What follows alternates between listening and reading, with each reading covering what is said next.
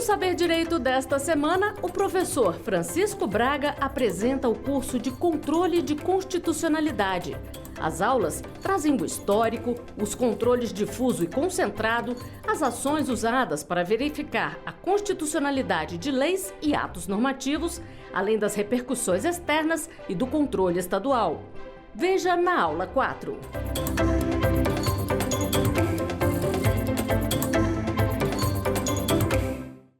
Sejam bem-vindos ao Saber Direito da TV Justiça. Aqui nós estamos na 4ª aula do curso de Controle de Constitucionalidade, que será transmitida na TV Justiça e estará disponível no YouTube da TV Justiça e no aplicativo TV Justiça Mais. Eu sou o professor Francisco Braga, sou procurador do Estado de São Paulo, professor de Direito Constitucional e autor de obras jurídicas. Vocês podem me encontrar nas redes sociais, o meu perfil de Instagram é @professor Francisco Braga. Bom, nesta aula nós daremos continuidade ao estudo do controle concentrado abstrato de constitucionalidade, especificamente sobre as ações ADC, ADO e ADPF, que são as ações típicas de controle abstrato de constitucionalidade que nós ainda não estudamos. Como nós vimos, o controle concentrado abstrato é aquele que só pode ser exercido por um único tribunal e, no caso do controle concentrado abstrato realizado tendo como paradigma a Constituição Federal, esse tribunal é o Supremo Tribunal Federal, que realiza o controle concentrado em 4 ações típicas: a ADI, que nós já estudamos, a ADC, a ADO e a ADPF, que nós vamos estudar nesta aula, iniciando pela ADC. A ADC está prevista no artigo 102 da Constituição, no seu inciso 1, que trata tanto da ADI quanto da ADC. A ADC tem como paradigma de controle a Constituição Federal e tem como objeto leis e atos normativos federais, apenas federais. A ADI pode ter como objeto leis e atos normativos federais e estaduais. A ADC, apenas leis e atos normativos de âmbito federal. A ADC é uma ação que tem como objetivo reconhecer a constitucionalidade da norma que é o seu objeto. Enquanto na ADI o objetivo é reconhecer a inconstitucionalidade da norma, na ADC o objetivo é declarar a constitucionalidade da norma, ou seja, é reconhecer que aquela norma é válida. Vejam o seguinte, a ADC nada mais é do que uma ADI ao contrário. É uma ADI com sinal trocado. Por isso que nós podemos afirmar que a ADI e a ADC são ações dúplices ou ações ambivalentes. Porque o julgamento procedente de uma ADI é a mesma coisa que o julgamento improcedente de uma ADC. E o julgamento procedente de uma ADC é a mesma coisa que um julgamento improcedente de uma ADI. Isso porque quando a gente julga procedente de uma ADC, a gente está dizendo que aquela norma é constitucional. E também acontece isso quando a gente julga improcedente uma ADI. A ADI é ajuizada para pedir a inconstitucionalidade da norma. Se ela é improcedente, significa que aquela norma é constitucional. Bom, por que a ADC existe? Qual é a finalidade? Quais são os objetivos que a gente busca atingir com a ADC? Os objetivos são basicamente confirmar que aquela norma objeto da ação é constitucional, ou seja, ratificar a sua presunção de inconstitucionalidade, afastar a insegurança jurídica em torno dessa norma e, consequentemente, e aí vem o terceiro objetivo, promover a isonomia. Por quê? Porque quando a gente tem dúvida sobre a constitucionalidade de uma norma, essa norma será aplicada de diferentes formas nos diferentes processos judiciais. E aí nós teremos pessoas na mesma situação recebendo tratamentos diferentes. Quando a gente tem um ajuizamento de um ADC confirmando que aquela norma é constitucional, a consequência é que todas as pessoas passarão a ser tratadas nos seus processos judiciais da mesma forma, e aí a gente vai promover a isonomia, tá bom? Em relação à legitimidade ativa para a ADC, é a mesma da ADI. Então, quem pode ajuizar a ADC é quem pode ajuizar a ADI. E isso acontece em todas as ações de controle concentrado abstrato. Da mesma forma, na ADPF, a legitimidade é de quem pode ajuizar a ADI. Na ADO, a legitimidade é de quem pode ajuizar a ADI. E aqui, tanto na ADC, quanto na ADO, quanto na ADPF, nós aplicamos aquilo que nós já vimos sobre a ADI. A questão da pertinência temática para os legitimados especiais, aquela mesma divisão entre legitimados especiais e legitimados universais, e também a questão da capacidade postulatória. É tudo igual em todas as ações de controle concentrado abstrato de constitucionalidade. Tá? Agora, a ADC tem algumas peculiaridades no seu processamento. A primeira delas é que na ADC não há manifestação do advogado-geral da União. Porque, como a gente viu, o advogado-geral da União tem um papel no controle de constitucionalidade de defender o ato impugnado. E na ADI não há um ataque, não há uma impugnação a um ato, a uma norma. Aquela norma que é objeto da ADC, ela está lá para ter a sua constitucionalidade, a sua validade confirmada. Então não há razão para haver um defensor dessa norma. A outra peculiaridade procedimental é a necessidade, pois há exigência na Lei 9868, de demonstração de existência de uma controvérsia judicial relevante envolvendo aquela norma que é objeto da ADC. Então, nós só podemos ajuizar uma ADC quando existe uma controvérsia em processos judiciais que seja relevante. Por exemplo, uma norma que tem capacidade de trazer multiplicação de casos, demandas de massa. É, sim, relevante a controvérsia a respeito da sua constitucionalidade. Muitas vezes, uma controvérsia sobre a constitucionalidade de uma emenda constitucional também é relevante. Tá? E aí surge a questão, uma lei em período de vacatio legis pode ser objeto de ADC? Ela não pode ser objeto de ADC porque ela não tem aptidão para gerar uma controvérsia judicial relevante, já que ela não pode ser ainda aplicada. Por outro lado, ela pode ser objeto de ADI, porque a ADI não exige a demonstração de controvérsia judicial relevante. Tá? Pode ter deferimento de medida cautelar em ADC? Pode. A Lei 9868 prevê a possibilidade de deferimento de medida cautelar em ADC e ela prevê que essa cautelar pode consistir na suspensão do julgamento dos processos que envolvam a aplicação daquela norma. Mas na prática o STF admite que a cautelar na ADC tenha também outros conteúdos que não simplesmente a suspensão de processos judiciais. A Lei 9868 prevê também que a cautelar na ADC tem um prazo de validade. Esse prazo de validade é de 180 dias, mas o STF permite que esse prazo seja prorrogado. Tá? Então, a cautelar na ADC gera efeitos erga omnes, assim como na ADI, gera efeitos vinculantes, assim como na ADI, também é uma decisão com eficácia não retroativa, assim como a cautelar na ADI, só que, diferentemente da cautelar na ADI, a cautelar na ADC tem uma eficácia temporária, porque ela vale por 180 dias, embora possa ser prorrogada. Beleza? Já a decisão final na ADI, ela gera efeitos vinculantes também, gera efeitos erga omnes, só que os efeitos dela são retroativos. Eles não são ex nunc, eles são ex tunc, de modo que a gente reconhece a constitucionalidade da norma desde o momento que aquela norma foi editada. E, eventualmente, a decisão final de mérito na ADC pode ter uma eficácia repristinatória, assim como a decisão final de mérito na ADI. Quando? Quando a decisão final de mérito na ADC é pela improcedência da ADC. Porque, nesse caso, a gente tem o reconhecimento da inconstitucionalidade da norma. Tá? E aqui, em relação à decisão final, tem um questionamento importante. É possível haver modulação dos efeitos da decisão final na ADC? A gente viu que na ADI é possível. Existe previsão no artigo 27 da Lei 9868. Na ADC, a regra, segundo o Supremo Tribunal Federal, é que não seja possível que não haja modulação de efeitos da decisão final.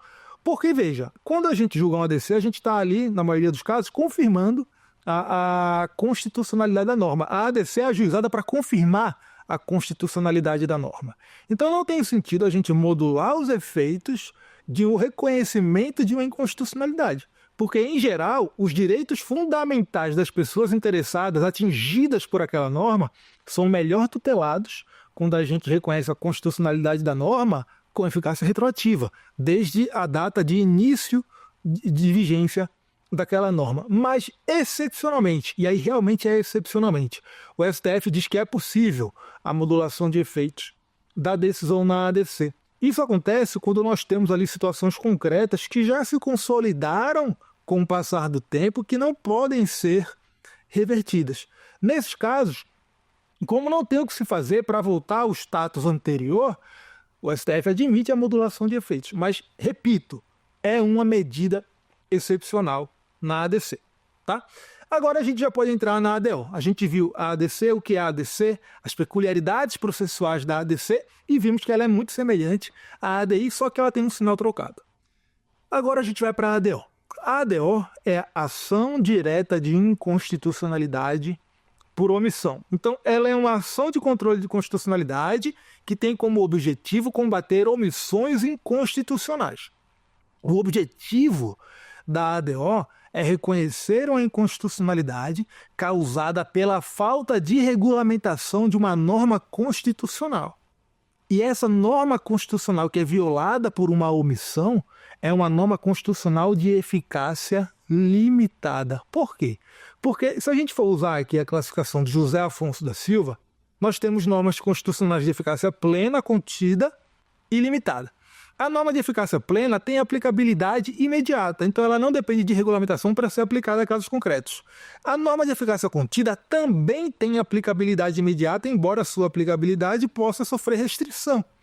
Mas ela tem aplicabilidade imediata, então ela já pode imediatamente ser aplicada a casos concretos.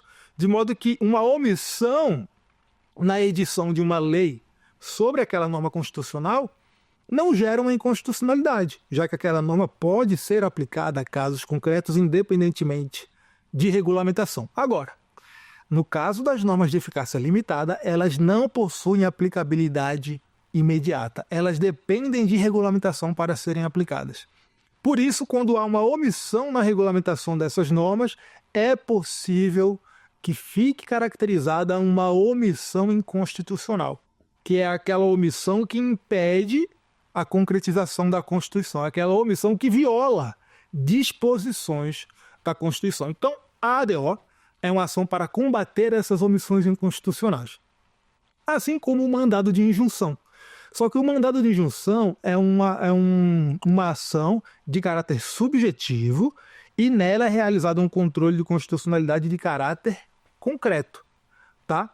É um controle das omissões inconstitucionais, mas de caráter concreto. Na ADO é um controle das omissões constitucionais, só que de caráter abstrato, tá? E o mandado de injunção é um controle difuso de constitucionalidade e a ADO é um controle concentrado de constitucionalidade, tá?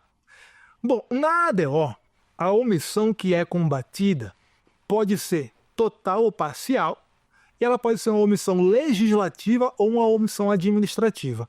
Então, o que é uma omissão total? É aquela omissão que acontece quando nenhuma norma é editada para regulamentar a Constituição, quando a Constituição manda.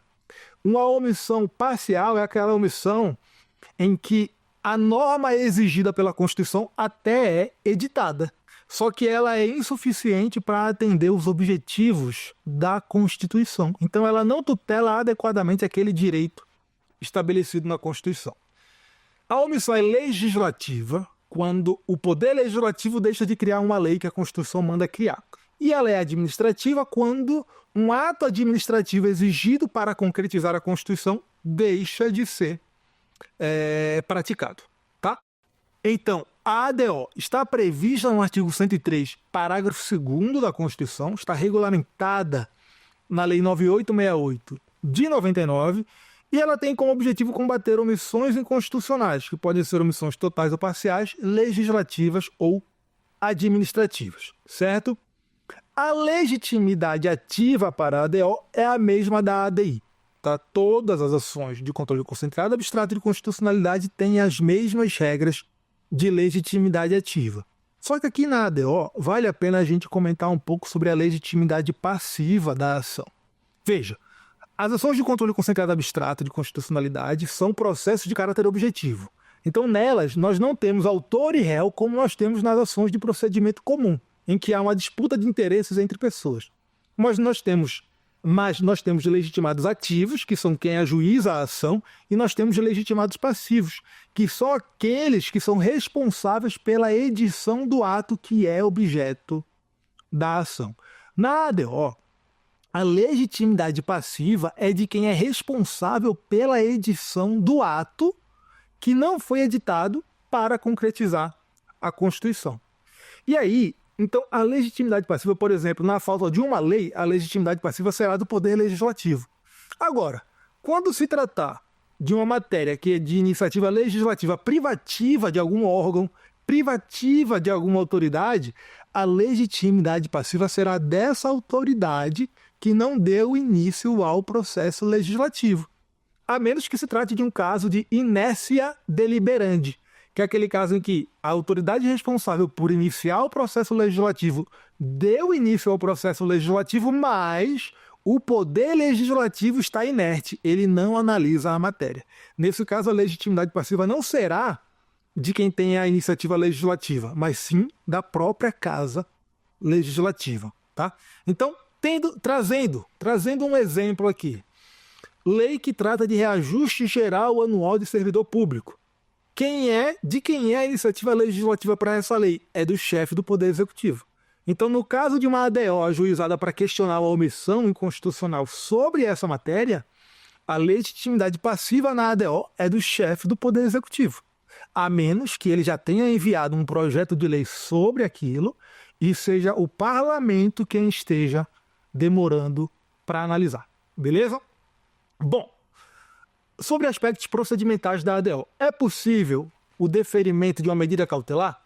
É possível. A Lei 9868 prevê essa possibilidade. E dentre essas possibilidades estão a suspensão de processos que tratem da aplicação daquela norma, no caso de omissão parcial, a suspensão da norma que foi editada e é insuficiente para concretizar a Constituição, e a Lei 9868 de 99, diferentemente do que fez com a ADC, prevê que o STF poderá deferir medidas cautelares que tenham outro conteúdo e que não sejam necessariamente a suspensão de processos ou a suspensão da norma questionada. Tá? Lá na ADC, a Lei 9868 prevê que a cautelar pode simplesmente suspender o andamento de processos. Não prevê outras possibilidades, só que o STF admite que a cautelar na ADC tenha outro conteúdo. Na ADO, não. Na ADO, a própria Lei 9868 já prevê que a medida cautelar pode consistir na suspensão de processos, na suspensão da norma, ou em algum outro conteúdo que seja importante naquele caso. Tá? Em relação à decisão final na ADO, qual é a eficácia, quais são os efeitos que ela gera? Basicamente, o que a gente quer saber aqui é o seguinte: a decisão final na ADO, quando reconhece a inconstitucionalidade por omissão, ela tem efeitos concretos, ou seja, ela concretiza a norma que não foi editada, ou ela não tem efeitos concretos, ela simplesmente reconhece uma inconstitucionalidade sem concretizar a norma que foi editada. Bom, em regra, a decisão na ADO não tem efeitos concretos. Ela não tem uma eficácia concretizante. Diferente ocorre no mandado de injunção. Lá no mandado de injunção, a decisão que julga o mandado de injunção e reconhece a inconstitucionalidade por omissão pode ela própria concretizar a norma que não foi editada, em algumas hipóteses, obedecendo algumas regras da Lei 13.300 de 2016. Na ADO, não. Na ADO, a regra é que a decisão não gere eficácia concreta. Ela não concretiza a norma que deixou de ser editada. Tá? E aí, a Constituição diferencia o conteúdo e os efeitos e o caráter da decisão final na ADO quando a ADO é ajuizada por conta da omissão de um poder, do Poder Legislativo, por exemplo, ou quando a ADO é ajuizada em virtude da omissão de uma medida administrativa. Então temos um órgão administrativo que deixou de adotar uma medida administrativa para concretizar a Constituição. A Constituição diferencia essas duas situações. Olha só o que ela fala no artigo 103, parágrafo 2º, vou ler para vocês. Declarada a inconstitucionalidade por omissão de medida para tornar efetiva a norma constitucional, será dada ciência ao poder competente para a adoção das providências necessárias e, em se tratando de órgão administrativo, quando for um órgão administrativo, para fazê-lo em 30 dias. Então veja, segundo a Constituição, quando a omissão é de responsabilidade de um órgão, de um poder, como um poder legislativo, a decisão da ADO só reconhece a omissão inconstitucional e avisa o poder. Olha, existe uma omissão aqui, sugiro que você supra essa omissão. Agora, quando a omissão é causada por um órgão administrativo, a natureza da decisão muda. Ela passa a ter uma natureza mandamental, porque a Constituição diz que, nesse caso, o órgão administrativo será notificado da sua omissão inconstitucional para que ele supra a omissão no prazo de 30 dias. Então se torna uma ordem. Olha, órgão administrativo, supra essa omissão. Você tem 30 dias para fazer isso, tá certo? Bom, a lei 9868 de 99, ela também trata dessa questão. Da questão de que, quando se trata de um órgão administrativo responsável pela omissão inconstitucional, ele deve suprir a omissão em 30 dias. Só que a Lei 9868 prevê o seguinte: essa omissão deve ser suprida em 30 dias ou em outro prazo a ser estabelecido pelo Supremo Tribunal Federal. Então a Lei 9868 foi além do que estabelece a Constituição, certo? E aí surge a dúvida sobre se esse dispositivo seria constitucional ou não, porque ele ampliou o que estabelece o texto constitucional. Mas até hoje não tivemos declaração de inconstitucionalidade desse dispositivo, tá? Que é o parágrafo 1º do artigo 12H da Lei 9868 de 99. Bom, retornando aqui à questão da produção ou não de efeitos concretos na ADO, a gente viu que a regra é que a ADO não tem eficácia concretizante. Ela não tem o efeito concretista. Então ela não concretiza a norma que deveria ter sido editada para suprir a omissão inconstitucional. Essa é a regra. Só que, ao longo dos anos, em algumas situações excepcionais, o STF deu eficácia concreta a decisões proferidas em ADO. E aí, em algumas dessas ADOs, essa eficácia concreta foi a eficácia concreta direta, que é aquela eficácia concreta em que o tribunal estabelece de imediato ali qual é a norma que deve ser aplicada. E em outros casos, o STF deu uma eficácia concreta indireta ou intermediária, que é aquela eficácia concreta em que o tribunal primeiro concede um prazo para que a omissão seja suprida e que, se não suprida a omissão nesse prazo, aí sim o tribunal vai lá e define qual é a norma que deve ser aplicada, tá? Então, em regra, a ADO não tem eficácia concreta. Em situações excepcionais, o STF admitiu eficácia concreta na decisão final de mérito da ADO. Em alguns desses casos, a decisão final de mérito teve eficácia concreta direta, em outros casos teve eficácia concreta intermediária.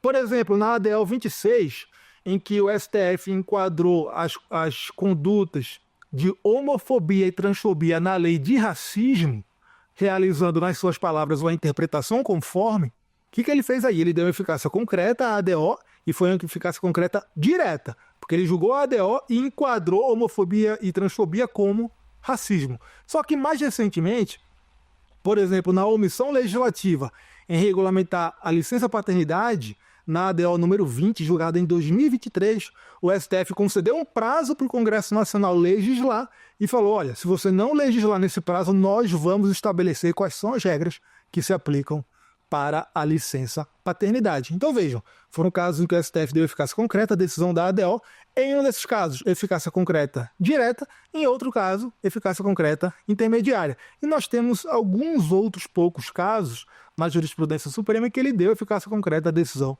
da ADO. Tá? Mas a regra é que a decisão da ADO não tem eficácia concreta. Tá certo, meus amigos?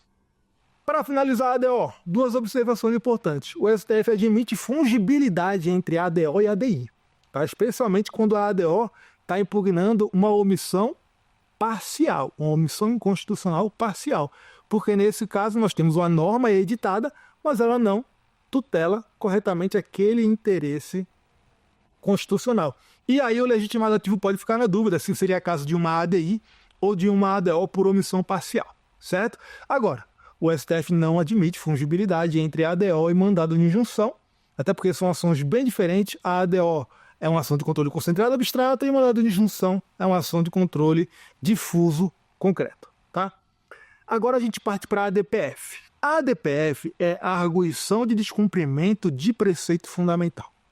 E a Constituição prevê a ADPF, só que não fala muita coisa sobre a ADPF. Olha só o que ela diz sobre a ADPF no artigo 102, parágrafo 1º da Constituição.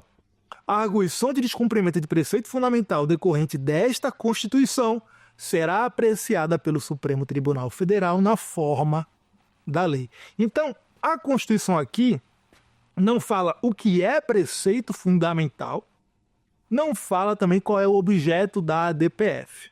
Tá? Mas dessa disposição constitucional do artigo 102, parágrafo 1º, a gente consegue extrair algumas coisas. Primeira delas, o papel do legislador e da doutrina e da jurisprudência do STF na definição do que é preceito fundamental para fins de ajuizamento de ADPF, na definição do objeto da ADPF, ganham maior relevância. Então a gente precisa de uma atuação mais intensa do legislador, de uma atuação mais intensa do STF na jurisprudência dele, para definir os contornos da ADPF, tá bom? Segunda coisa, a gente vê que o paradigma de controle na ADPF, né, o parâmetro superior, é mais restrito do que na ADI. Na ADI o paradigma de controle é o bloco de constitucionalidade, na ADPF não. Na ADPF, o paradigma de controle são apenas preceitos fundamentais da Constituição. Então é um grupo mais restrito de normas constitucionais. Tá? E em relação ao objeto da ADPF, ele não é tratado pela Constituição. Só que a Lei 9882 de 99, que foi a lei que regulamentou a ADPF, trata do objeto dessa ação. E fala que pode ser objeto de ADPF atos do poder público, de forma geral. Então, atos do poder público federal, atos do poder público estadual, atos do poder público municipal. Então, ato municipal pode ser objeto de controle concentrado abstrato no Supremo Tribunal Federal, tendo como paradigma a Constituição Federal, quando isso for feito por meio de uma ADPF. Tá? Em relação ao objeto da ADPF, como ele é muito amplo, muito mais amplo do que o objeto da ADI, se admite que seja ajuizada a ADPF contra ato judicial. Porque a Lei 9882 de 99 não restringe, ela fala simplesmente que cabe a ADPF contra ato do poder público. Então, decisões judiciais podem ser objeto de ADPF. Nós tivemos diferentes casos em que o STF admitiu a ADPF, por exemplo, contra um conjunto de decisões judiciais que violavam algum preceito fundamental. Agora, se a decisão judicial já tiver transitado em julgado, ou se ela tiver sido convalidada por uma lei, aí não cabe a ADPF. Porque nesse caso, ou vai caber ação rescisória para rescindir aquela decisão já transitada em julgado, ou, no caso de a decisão ter sido convalidada por lei, a violação ao preceito fundamental nesse caso não será mais decorrente da decisão judicial, e sim da lei que regulamentou que convalidou aquela decisão judicial. Tá? Outro detalhe importante sobre o objeto, assim como na ADI, na ADPF, ato de caráter regulamentar não pode ser objeto da ação. O que é um ato regulamentar? É aquele ato que não tem primariedade. Ele decorre de uma lei e não diretamente da Constituição. Esse ato não pode ser objeto de ADPF porque eventual invalidade dele não é uma invalidade de caráter constitucional, mas sim uma ilegalidade. Tá bom? Terceiro ponto importante sobre o objeto da ADPF. Será que súmula de tribunal, pode ser objeto de ADPF? Em relação a isso, a gente teve uma alteração na jurisprudência do Supremo Tribunal Federal. O STF sempre teve um entendimento bem tranquilo, no sentido de que não cabe ADPF contra a súmula, porque uma súmula não é um ato do poder público que viola preceitos fundamentais. A súmula é simplesmente um enunciado que retrata o entendimento do tribunal sobre aquela determinada matéria. E aqui eu estou falando de súmulas persuasivas, tá? Não estou falando aqui de súmula vinculante. Então o STF sempre teve entendimento de que não cabe a DPF contra a súmula. Só que em 2020, 2021, o STF mudou esse entendimento. e ele passou a admitir a DPF contra a súmula, desde que se trate de uma súmula que contenha preceitos gerais e abstratos. O que me parece que é a maioria das súmulas, mas o STF fez esse condicionamento.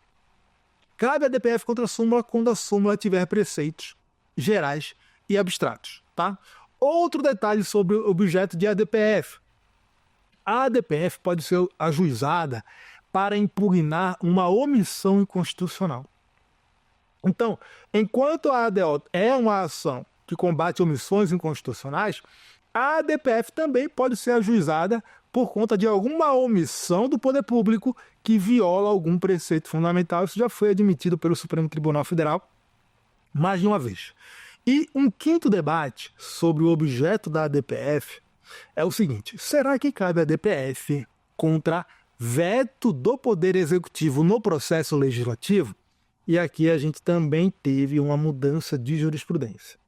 O STF sempre entendeu que não cabe a DPF contra veto. Por quê? Porque o veto no processo legislativo é um simples ato político que não causa por si só uma violação a nenhum preceito fundamental.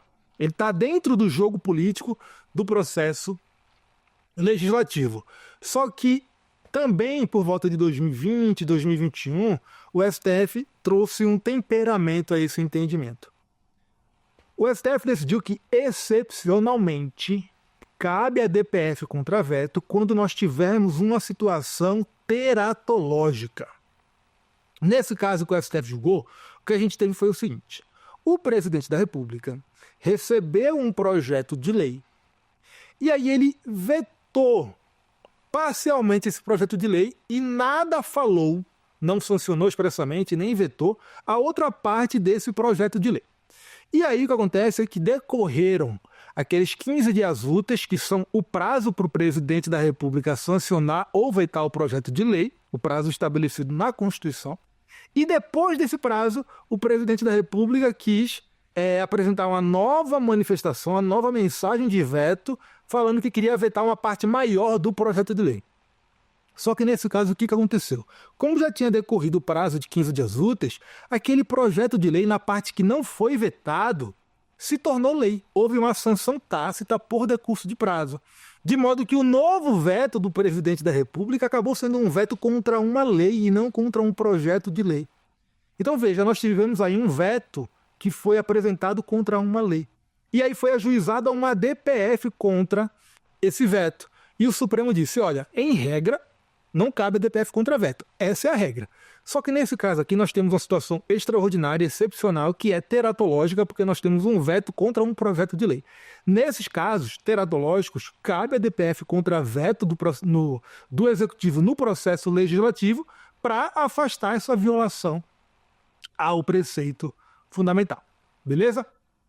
Nós temos diferentes espécies de ADPF. E a gente extrai essas espécies de ADPF da Lei 9882 de 99, já que a Constituição Federal não fala muita coisa sobre ADPF, como a gente já viu. Bom, conforme a gente pode extrair da Lei 9882 de 99, nós temos 4 espécies de ADPF. A ADPF preventiva, a ADPF repressiva, a ADPF autônoma e a ADPF incidental. A ADPF preventiva é aquela que é ajuizada para prevenir uma lesão ao preceito fundamental. A repressiva é aquela que é ajuizada para reparar uma lesão ao preceito fundamental que já aconteceu. A ADPF autônoma é aquela que é ajuizada independentemente da existência de qualquer outro processo. E a ADPF incidental, ou paralela, ou ADPF por derivação, ou ADPF por equiparação, é aquela ADPF que é ajuizada porque existe uma questão constitucional que está sendo debatida em um processo comum de caráter subjetivo nas instâncias ordinárias. E aí essa questão constitucional ela inspira o ajuizamento de uma ADPF. Então é uma ADPF que deriva de um processo comum que está em curso. E essa é a ADPF incidental. Na prática, a ADPF incidental não tem grande uso, já que a gente tem a ADPF autônoma, tá certo? Então, a ADPF incidental é uma coisa que está em desuso, tá certo? Bom, quais são os pressupostos para o ajuizamento de uma ADPF? A gente viu várias coisas sobre a ADPF aqui e a partir de tudo que a gente viu até agora, a gente já pode elencar sem nenhum problema os pressupostos que permitem o ajuizamento de uma ADPF. O primeiro deles é a existência de uma violação a um preceito fundamental da Constituição Federal. O segundo deles é que haja um ato do poder público, não pode ser um ato particular. Tem que ser um ato do poder público que cause essa lesão. O terceiro desses pressupostos é o atendimento do requisito da subsidiariedade da ADPF, que a gente vai estudar daqui a pouquinho, tá? Segura aí. Mas é necessário que a ADPF atenda o requisito da subsidiariedade que está previsto na Lei 9882 de 99. E o quarto pressuposto é, no caso específico da ADPF incidental, a existência de um processo judicial nas instâncias ordinárias, do qual decorra aquela discussão de caráter constitucional. Tá? E lembrem que a Constituição não diz o que é preceito fundamental para fins de cabimento de ADPF. A Lei 9882 de 99 também não diz o que é um preceito fundamental para fins de cabimento de ADPF. Isso faz com que a verificação do que é e do que não é preceito fundamental fique a cargo do Supremo Tribunal Federal em cada caso. Então é uma análise casuística. Se for ajuizada uma ADPF e o STF admitir a ADPF no caso, a gente já sabe que aquela norma constitucional apontada como violada é um preceito fundamental. Por exemplo, o STF já admitiu como preceito fundamental diversos direitos fundamentais, certo? As cláusulas pétreas também, a dignidade da pessoa humana. Então, casuisticamente, o STF vai dizendo o que é preceito fundamental e o que não é preceito fundamental. Agora, e quanto à subsidiariedade da ADPF? A subsidiariedade é um requisito específico de admissibilidade da ADPF que está previsto na Lei 9882 de 99. Está lá no artigo 4º, parágrafo 1º da Lei 9882. Esse dispositivo fala o seguinte: não será admitida, estou lendo aqui para vocês, tá? Não será admitida a arguição de descumprimento de preceito fundamental quando houver qualquer outro meio eficaz de sanar a lesividade. Então veja, a ADPF é uma ação subsidiária. Ela só será cabível quando não existir outro meio processual que seja tão eficaz quanto ela para resolver aquele problema, para sanar aquela lesividade.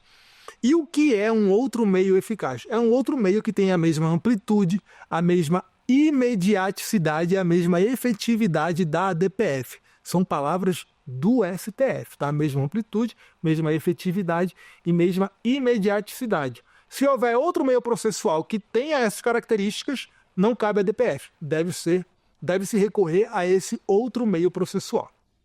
Agora, na aferição do atendimento ou não da subsidiariedade da ADPF, nós temos duas correntes de pensamento diferentes. A corrente da equivalência dos processos e a corrente da equivalência dos resultados.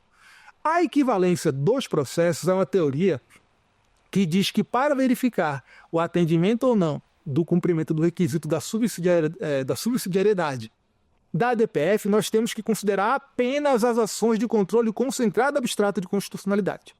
De modo que a ADPF só não será cabível se houver alguma outra ação de controle concentrado abstrato que consiga resolver aquele problema. Agora, a teoria, o pensamento da equivalência dos resultados é diferente. Essa teoria diz que não caberá à ADPF se houver qualquer outro meio processual disponível para resolver aquele problema de violação a um preceito fundamental. E aí pode ser qualquer outro meio, uma ação autônoma, um recurso, por exemplo, um recurso extraordinário, tá? Então pode ser qualquer outro meio. E o que é que vem prevalecendo na jurisprudência do Supremo Tribunal Federal? Vem prevalecendo a teoria da equivalência dos processos, tá? Então nós temos que considerar, para fins de aferição do atendimento da subsidiariedade da ADPF ou não, todos os outros meios processuais existentes no nosso ordenamento jurídico. Agora, o legitimado ativo não tem que ter ajuizado todas as outras ações cabíveis para demonstrar que elas não resolveram o problema e assim poder ajuizar a ADPF. Não, ele pode fazer isso, tá? Mas ele pode também simplesmente ajuizar a ADPF e abrir um tópico lá da subsidiariedade, demonstrando que todas as outras opções existentes no ordenamento jurídico por tais e tais motivos, não conseguem resolver a lesão ao preceito fundamental com a mesma eficácia da ADPF. Tá? Em relação à legitimidade ativa da ADPF, ela é a mesma da ADI, a mesma da ADC e a mesma da ADO. Porque, como eu falei, a legitimidade ativa é a mesma em todos os processos de controle concentrado abstrato de constitucionalidade. Inclusive, se aplica aquela diferenciação entre legitimados universais e legitimados especiais. Se aplica aquelas questões sobre capacidade postulatória também. Se aplica a necessidade de constituição de advogado, que é a capacidade postulatória, e a possibilidade ou não de o procurador do legitimado ativo ajuizar a ação isoladamente. Então, tudo que a gente viu sobre legitimidade ativa de ADI se aplica para a ADPF, assim como se aplica para a ADO e para a ADC. Tá? E, por fim, nós temos um requisito de admissibilidade que é implícito na ADPF. Ele não está dito expressamente na Constituição ou na Lei 9882 de 99. Esse requisito de admissibilidade é o requisito da relevância da controvérsia constitucional. Como é que é isso? Bom, o Supremo Tribunal Federal tem um precedente falando que, e aí ele se inspira no modelo alemão. Então, ele tem um precedente falando que existe um requisito implícito de admissibilidade da ADPF, que é o requisito da relevância da controvérsia. De modo que, para ser admissível a ADPF, é necessário que aquela controvérsia constitucional seja relevante. E vejam, essa análise da relevância da controvérsia é feita junto com a análise da subsidiariedade. É como se fossem faces da mesma moeda, no sentido de que, olha, essa matéria debatida nessa DPF é relevante ao ponto de ela só conseguir ser resolvida por meio de uma ADPF, percebem?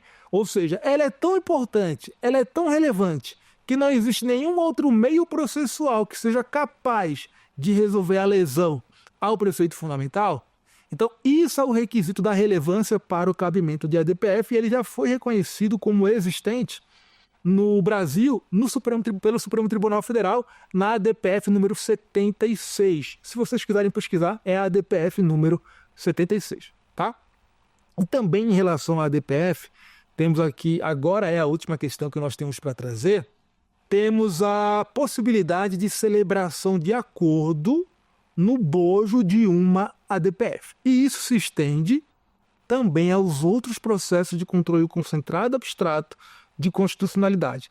Na ADPF 165, o Supremo Tribunal Federal decidiu que é possível a celebração de acordo em um processo de controle concentrado abstrato de constitucionalidade, desde que estejam presentes alguns pressupostos. O primeiro desses pressupostos é que haja, naquela discussão travada naquele processo de controle concentrado abstrato, um conflito intersubjetivo que seja subjacente àquela matéria. Ou seja, por trás daquela discussão tem que haver interesses de caráter subjetivo, interesses que fazem com que as pessoas tenham pretensões a serem deduzidas. Nessa DPF 165, esse conflito de caráter intersubjetivo envolvia diferenças a serem pagas, expurgos financeiros a serem pagos em virtude de alterações em planos econômicos que ocorreram no Brasil ao longo dos anos. Tá bom? Então nós tínhamos ali um conflito intersubjetivo, interesses subjetivos em disputa, que estava por trás daquela discussão travada na ADPF. E aí, quando nós temos um conflito intersubjetivo e esse conflito envolve direitos disponíveis, tá? Como era o caso, o STF admite a celebração de acordo. E aí, quando esse acordo é celebrado, o processo é extinto com julgamento do mérito por homologação da autocomposição. Só que, quando o STF homologa o acordo, isso não significa, e aí palavras do próprio STF, isso não significa que ele, o STF, está acolhendo qualquer uma das teses jurídicas debatidas no processo. Então o STF homologa o acordo, mas ele não fala, olha, estou acolhendo essa tese, estou acolhendo essa outra tese. Não, ele simplesmente extingue o processo com resolução do mérito porque está homologando a autocomposição. tá? E isso foi decidido na ADPF 165 e posteriormente o STF promoveu celebração de acordos em outras ações de controle concentrado abstrato de constitucionalidade, tá? E não apenas em ADI, certo? Bom, vamos para o quiz? Vamos lá.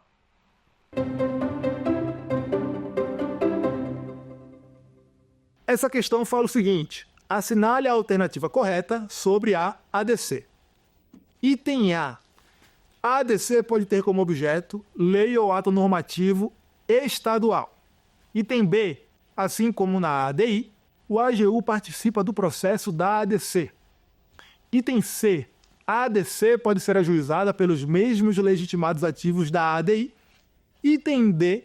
Para o ajuizamento da ADC, não se exige pertinência temática de nenhum legitimado ativo. Bom, a resposta é a letra C, porque como a gente viu, a ADC, primeiro, pode ter como objeto lei e ato normativo federal, não pode ter como objeto lei e ato normativo estadual.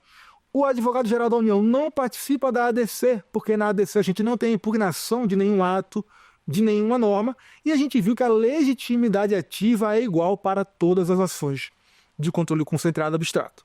Vamos seguir aqui.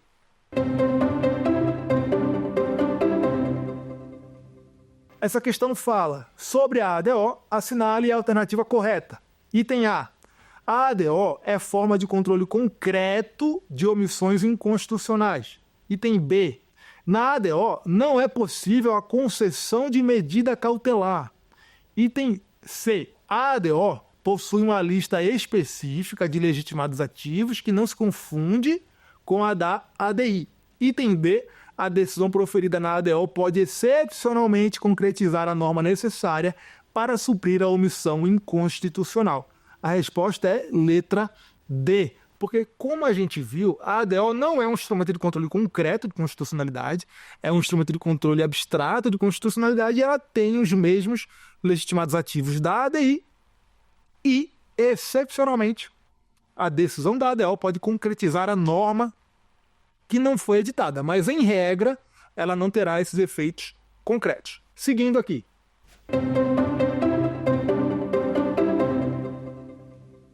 Essa questão fala o seguinte: assinale a alternativa correta sobre a ADPF.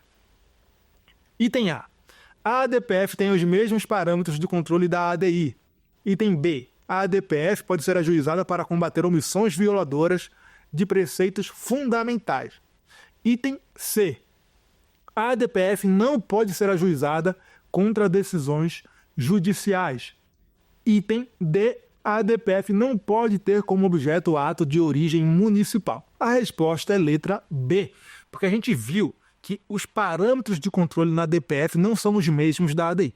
O parâmetro superior é mais restrito, porque é apenas preceito fundamental, e o parâmetro inferior é bem mais amplo, porque envolve atos municipais, envolve até mesmo omissões do poder público e decisões judiciais. Então, meus amigos, nesta aula nós estudamos as ações de controle concentrado abstrato de constitucionalidade, ADC, ADO e ADPF. Nós vimos que a ADC é uma ação que existe para confirmar a constitucionalidade de normas e, assim, afastar a insegurança jurídica e promover a isonomia. Nós vimos que na ADC é possível haver a concessão de medidas cautelares e que o STF admite que essas medidas cautelares tenham um conteúdo que não seja simplesmente a suspensão de processos que envolvam a aplicação daquela norma. Nós vimos que a decisão final de mérito na ADC tem eficácia retroativa, então o STF reconhece a validade da norma desde a sua origem, mas que, excepcionalmente, é possível a modulação de efeitos dessa decisão, mas será uma medida realmente excepcional, cabível apenas quando aquela situação que é tratada por aquela norma objeto da ADC já estiver consolidada. Por exemplo, houve um caso de uma ADC ajuizada contra as disposições da LRF, a Lei de Responsabilidade Fiscal, que enquadrava o Distrito Federal para fins de limites de gasto dentro da mesma categoria dos estados.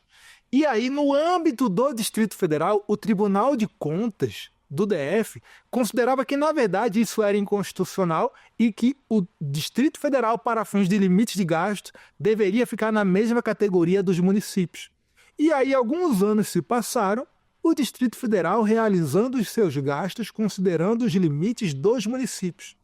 Até que o STF julgou essa ADC, dizendo, olha, aqui, na verdade, a disposição que enquadra o Distrito Federal junto com os estados para fins de limite de gasto é uma disposição constitucional. O Distrito Federal deve observar os mesmos limites dos estados, porque ele se aproxima mais dos estados do que dos municípios.